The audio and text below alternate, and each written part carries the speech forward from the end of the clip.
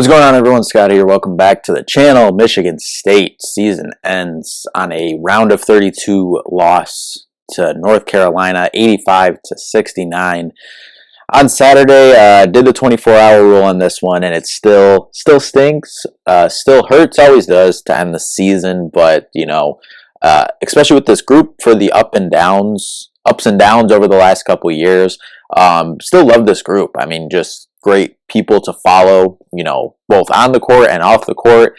Yeah, no, especially over, we'll say the last 4-ish years, we'll say not any of the tournament results or regular season results really that we wanted, but still some awesome moments from the senior class and this group as a whole this year. I mean, there was some great moments this year, and we're going to have an episode in a couple days talking about everything from the season and kind of, the good, the highs of the season, the lows, the bads, what possibly went wrong. But we're going to have that in the coming days now once we let this digest and kind of look back at everything. But for right now, let's just go over this game a little bit. A game that was really decided on two separate ones by each team. Each team had one run each, really, in each half. And that's what this game was defined on and decided by, basically. It was the 26-14 run to start the game for Michigan State. Clicking on all cylinders, threes going, Tyson was cooking, was rebounding hard. But then UNC responded to that with a 17-0 run to basically close the half and was able to sustain it. Michigan State then bounced back for a couple minutes, grab a couple points, but it ended up being a 9-point lead at the half. Just, you can't give up a 17-0 run and expect, good things to happen. So up 12 to down 9 in a span of 10 minutes or so. I mean, that's not great. That's not great. We'll say that. Second half, 11-2 run by Michigan State, basically coming out of halftime to cut it to a 2-point game after the half, and then after a couple stagnant minutes of kind of back and forth scoring here, a 14-4 run by North Carolina to kind of give them some cushion and put away MSU essentially, or put them at arm's length where Michigan State never really got it back to within closer than, I think, 7 points or so after that. But look, it's a game where MSU was up, but the mixture of inconsistency that we've seen all year on both ends of the floor is what did MSU in against this talented North Carolina team. You just can't do that. You can do that against some inferior opponents, maybe, or some other teams that we've seen in conference play this year that you've been able to be inconsistent a little bit against, but then still come out and win the game. The Minnesota game at home kind of comes to mind when talking about that kind of back and forth all game, close, not going great, and then Tyson Walker kind of just closes it out the last 3 minutes of the game to end up winning by 10. You're not going to do that with a talented team as North Carolina is, with all due respect to Minnesota and some of the other teams we've seen in the conference this year. But I'll say this, I don't think that and I think I heard Tom say this in one of the interviews after the game. It looks like we got blown out. I mean, yes, 16 points is a lot, but I think that was just kind of inflated by, some of the runs and whatnot. I felt Michigan State belonged in this game for the most part. They just had some bad stretches that, made the score what it is and, kind of made it unattainable to come back in. But look, we saw Tyson Walker and Malik Hall both leave it all out there in their final game in a Spartan uniform. 24 points for Tyson, 17 and 9 rebounds for Malik Hall. So, they were fantastic all season. We'll talk more about them in the video we'll have in the coming days, recapping this season. But, they held MSU up all year when we needed them to. They were, two seniors that stepped up and played their best basketball, when it was needed. Xavier Booker had some nice moments offensively. Didn't miss a shot. Had 5 points and 5 rebounds. Missed a couple of defensive rotations, though, but that'll come with time. Maddie came in and had a nice impact off the bench. His 8 minutes, he had 3 rebounds, and he had 2 nice moves on the block down low and from the post, and had 4 points from there.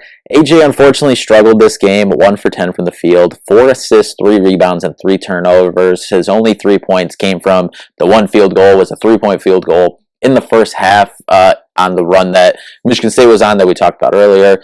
Jaden had some nice moments as well, giving 11 points and 4 rebounds and his defensive effort that he brings every night. But 4 for 12 from the field, 2 for 4 from 3, which was good. We saw him kind of get his shot back a little bit the last week or so. Only shooting 4 from 3 was a good sign. If his shot wasn't going, go to the basket. But, 50% from 3. We'd like to see him get a couple more up, especially, given what the score of the game was and, certain opportunities. I'm still working through going over the rewatch of it and see if he had some opportunities that he maybe passed up and drove and, just missed a 2-point shot or a basket at the rim or a shot at the rim. But would have liked to see him get more threes up in this game. You kind of needed them to win, but, listen, especially when you have North Carolina, all 4 of their main guys that we talked about going for 14 plus, it's going to be hard to win any game that you play when the team's 4, most important players score 14 plus in any game. Unless you match that with your 4 best guys score 14 plus points as well. So, and that didn't happen for Michigan State. Only 3 guys in double figures. Just a steady attack from the main guys for North Carolina. They were able to bounce back whenever MSU made a run and was just able to sustain the runs for longer with bigger body blows throughout the game. Turnovers, which MSU has been good at this year, but struggled the last week or so.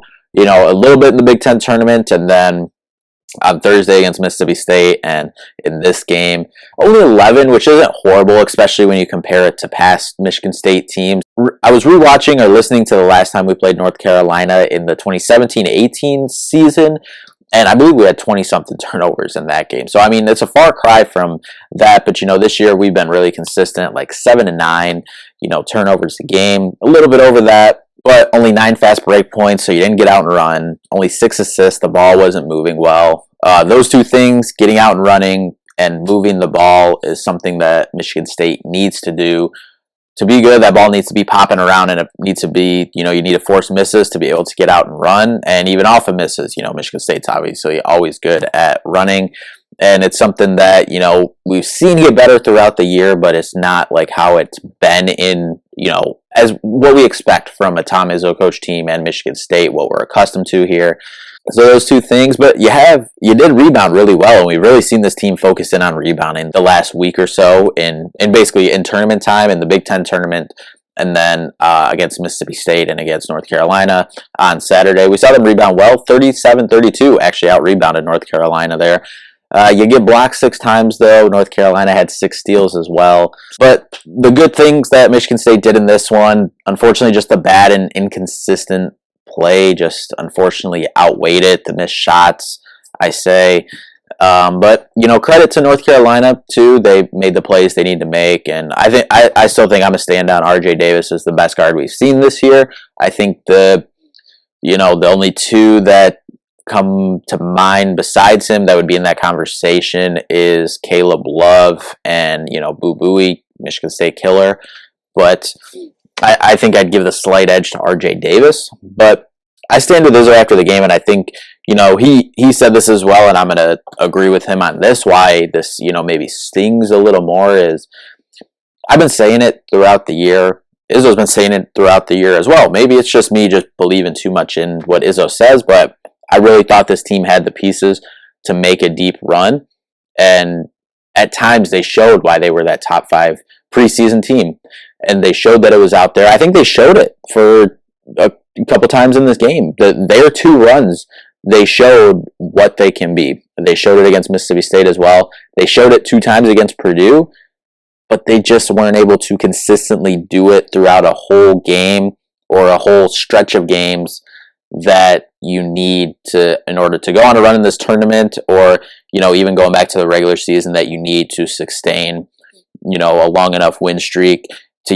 have you back in that top 2-3 of the conference that we expected this year, where we expected top 2, competing with Purdue to win it.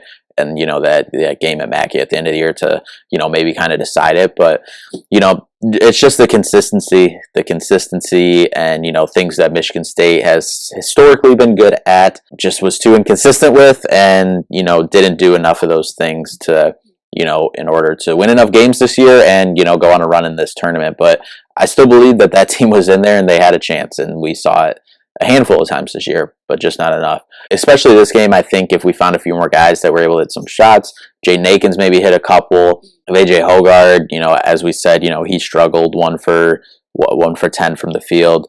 If he was able to hit a couple of those shots as well, both those guys, I think, you know, this is a different game. Obviously, not at all putting this just on those two. It's a team.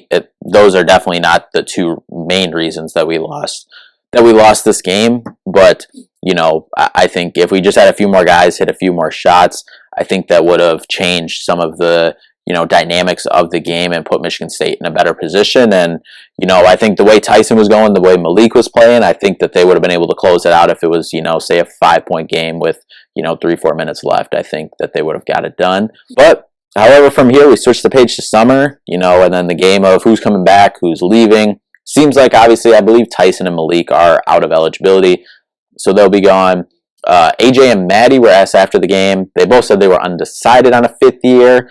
To be honest, I'd be surprised if either comes back, given, you know, Maddie was kind of, you know, moved out of the rotation at the end of the year. And then AJ, I kind of think he'll move on too. You know, last year it seemed like he was obviously testing the draft waters and, you know, going to camps and stuff.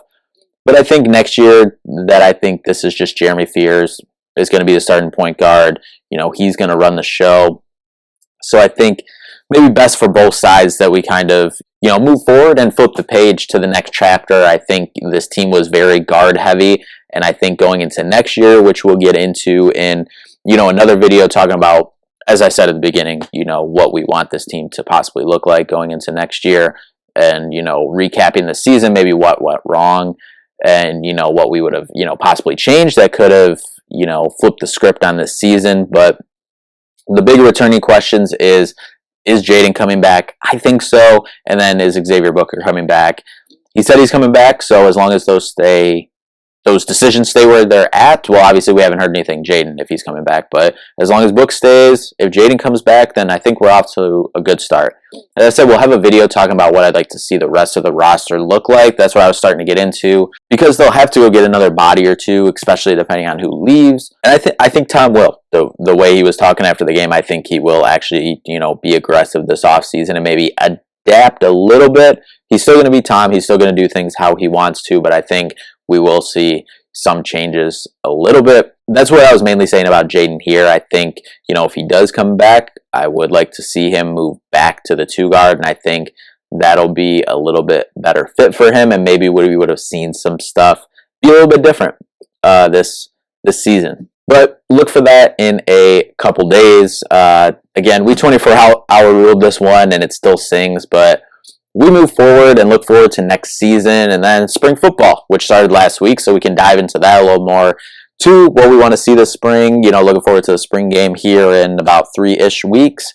Hockey as well. Beat that school down the road on Saturday for another Big Ten title, regular season and Big Ten tournament title. Gymnastics as well won the Big Ten title on Saturday as well. Congrats to them.